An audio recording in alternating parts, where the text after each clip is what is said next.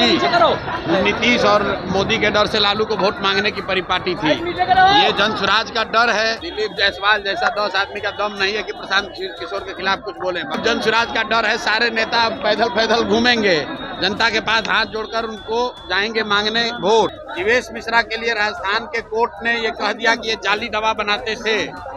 जाली दवा बनाने का इल्जाम इन पर साबित हुआ है। अब प्रशांत किशोर को उस पर कुछ कहने की जरूरत नहीं है। राहुल गांधी और तेजस्वी यादव जैसे लोग भाजपा का डर दिखाकर वोट लेते थे। कुकर्म करेगा, चोरी करेगा, जो आदमी बिहार को लूटेगा उसको डर होगा ही, क्योंकि उनको मालूम है कि जन स्वराज की व्यवस्था बनेगी। जाएगा कहाँ?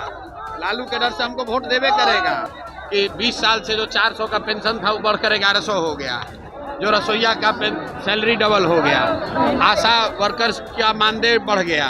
के डर से नीतीश और मोदी के डर से लालू को वोट मांगने की परिपाटी थी। ये जन स्वराज का डर है कि 20 साल से जो 400 का पेंशन था वो बढ़कर 1100 हो गया, जो रसोईया का सैलरी डबल हो गया, आशा वर्कर्स का मानदेय बढ़ गया, बिजली का आपका 125 यूनिट फ्री हो गया। इसी तरह जन स्वराज का डर है। सारे नेता पैदल घूमेंगे, जनता के पास हाथ जोड़कर उनको जाएंगे मांगने वोट। नहीं तो अभी तक तो ये कहता था कि जाएगा कहाँ? लालू के डर से हमको वोट देवे करेगा। उसी तरह नीतीश और मोदी वाले लोग जैसे लालू का डर दिखाकर वोट लेते थे, वैसे राहुल गांधी और तेजस्वी यादव जैसे लोग भाजपा का डर दिखाकर वोट लेते थे। तो अब जनता का डर खत्म हो गया है। जनता के पास एक नया विकल्प आ गया है, और ये जनता के विकल्प की ताकत है कि नेता रोड पर घूम रहे हैं और जनता बैठकर मूल्यांकन कर रही है कि किसको वोट देना है, किसको नहीं देना है। दिलीप जायसवाल से पूछा गया था तो उन्होंने कहा कि हम प्रशांत किशोर के बारे में कुछ नहीं कहेंगे। दिलीप जायसवाल जैसा 10 आदमी का दम नहीं है कि प्रशांत किशोर के खिलाफ कुछ बोले। बात व्यक्ति की नहीं है। जो कुकर्म करेगा, चोरी करेगा, जो आदमी बिहार को लूटेगा उसको डर होगा ही, क्योंकि उनको मालूम है कि जन स्वराज की व्यवस्था बनेगी।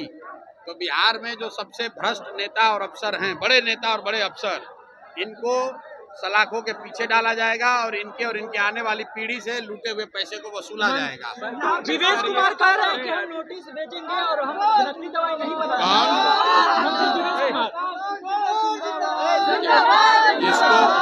जिसको कोर्ट ने कन्विक्ट कर दिया। जैसे लालू जी हैं, लालू जी पर चारा चोरी का इल्जाम लगना एक बात है और कोर्ट का कन्विक्शन अलग बात है।